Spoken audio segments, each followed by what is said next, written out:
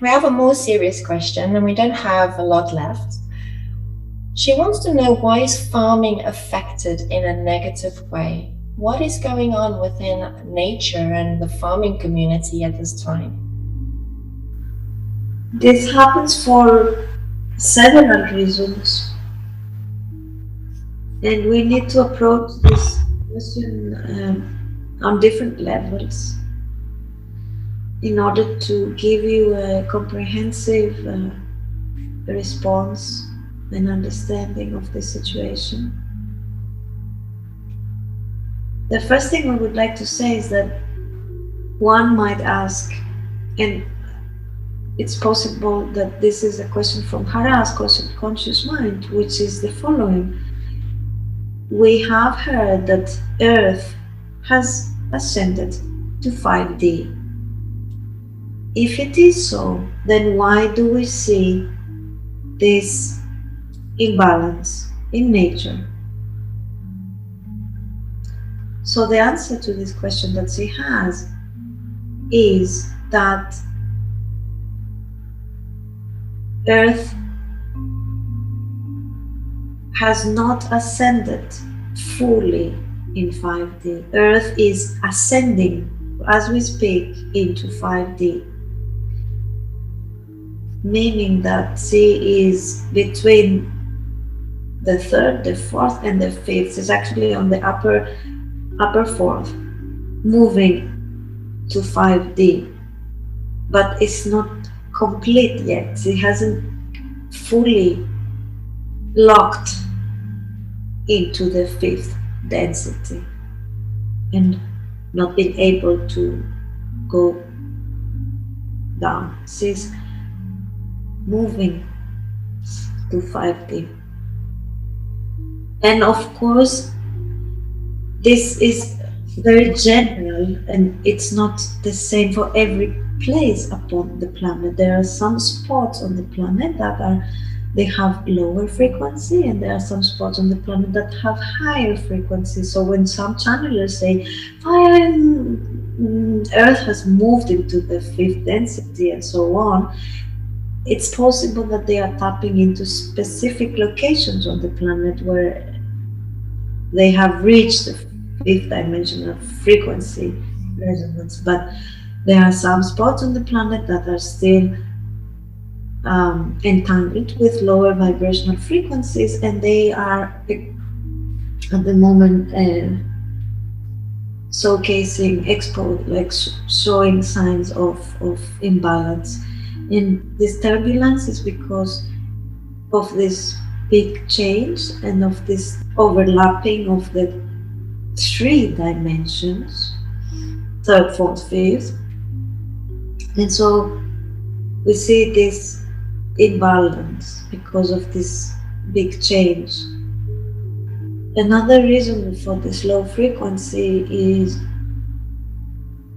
the collective energy, which is the basic emotion, is the fear that has been released from many individuals at this moment, the last months on your planet, and this is somehow also being reflected a little bit on nature. And so this is the overall situation. Now, what does that mean, right? Is that because Hara is worried about the earth, the future of earth, and if farming and agriculture is going to be challenged, because this is something in the horizon, and many people are talking about this, and it's a big subject.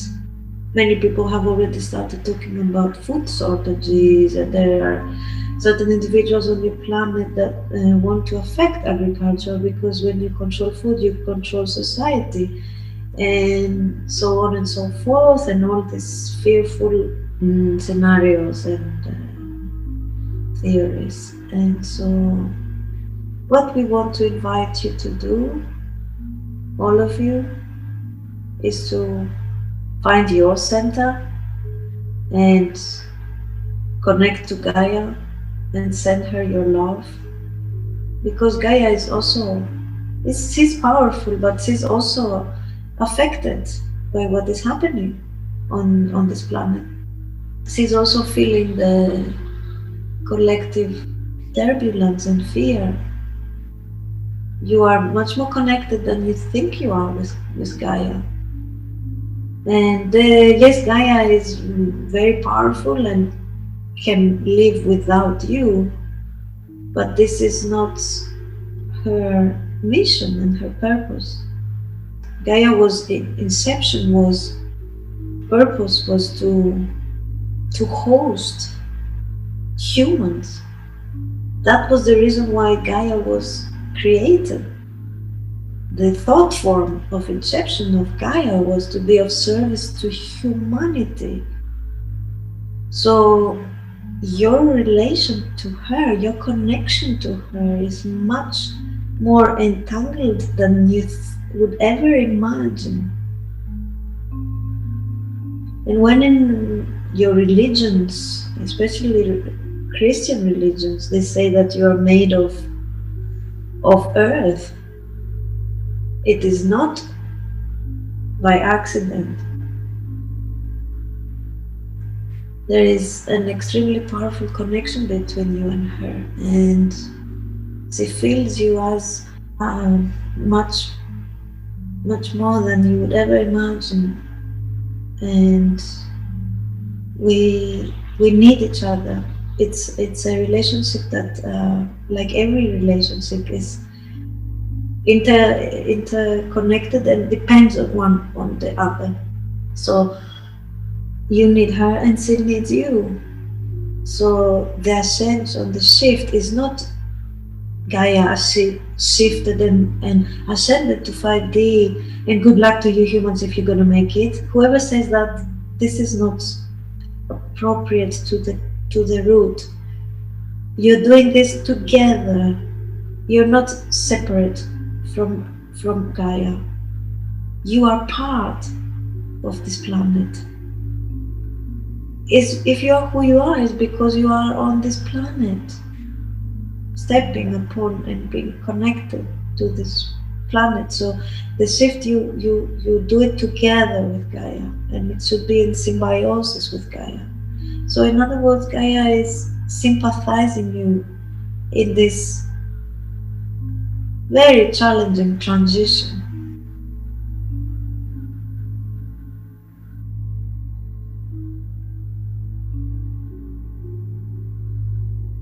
Wow, you've said so much there. Do you feel that we need to fear the end of this planet? Is there you say that it's not about good luck to those who ascend and too bad for those who don't. Is there a right or a wrong? Is there we should be fearful of if we don't make it? It's like, I feel like no matter what we do, there is no right or wrong. What is truly the purpose and vision for humanity on a soul level? What is the true purpose and vision for humanity on a soul level? The end of separation and the realization of the God self and of the intimate connection to all life everywhere.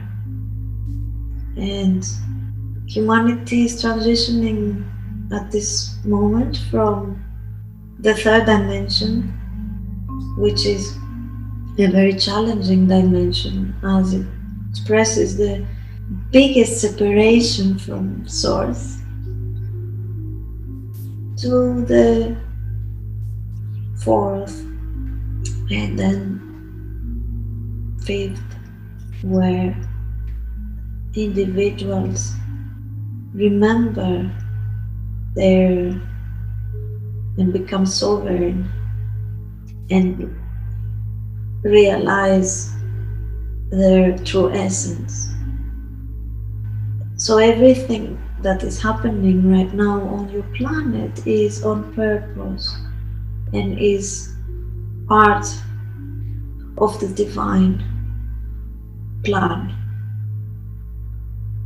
even if it is so painful for the ones who focus on it too much. And every single person has their own journey in this situation. But in order for things to change on this planet, there needs to be a collective. Your people need to reach a majority of a certain level of consciousness in order for things to change. This is, you are all, you're a group, and the people on your planet right now that want this change is very small compared to all the rest. So you are, because you are a group and you are a collective, and most of the people have not awakened to their sovereignty yet. And the only way to come to that realization and to their liberation is suffering and suppression and control, and until they cannot anymore, and then they have nothing else to do but to awaken. So the control will continue and will get harder and harder and harder until the majority of your fellow human beings will suffer so much that they will decide to question and what is happening, and to look within and to want a change. So how fast this will happen, no one knows. It's an experiment, it's a work in progress, but the success is certain.